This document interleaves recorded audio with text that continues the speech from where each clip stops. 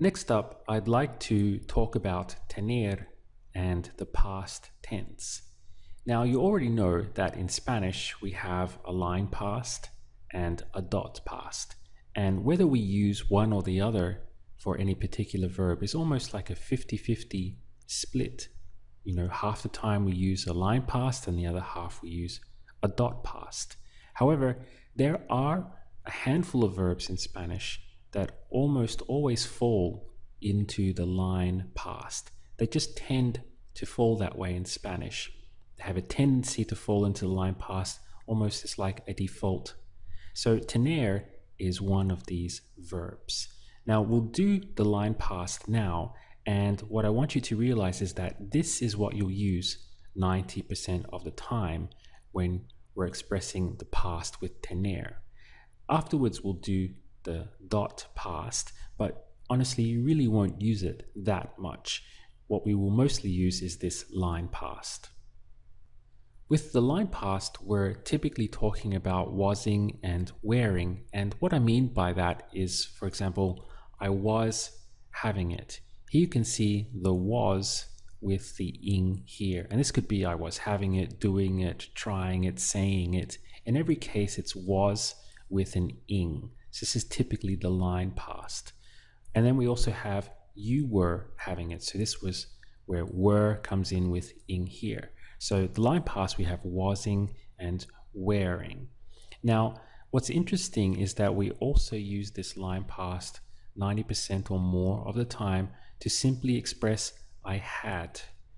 So it could be I had it, you had it, they had it, and so forth. So we're really encompassing a lot here with this line past. We're going to be covering I was having it or you were having it, but also using it for I had. This is a concept that you're going to have to get used to because it is different from how we use English. Now the key sound here is going to be tenía. Tenía. Now tenía means I had or I was having. As a bonus, it also means he had, he was having, she had, she was having, and it had or it was having. All of that is covered with tenía. That's the key sound, tenía. How would you say I was having it? Lo tenía. The same would go for I had it. How would you say that? Lo tenía. I didn't have it. No lo tenía. Now with the tenía sound, the rest is very easy. For example, we had or we were having is going to be teníamos. Teníamos.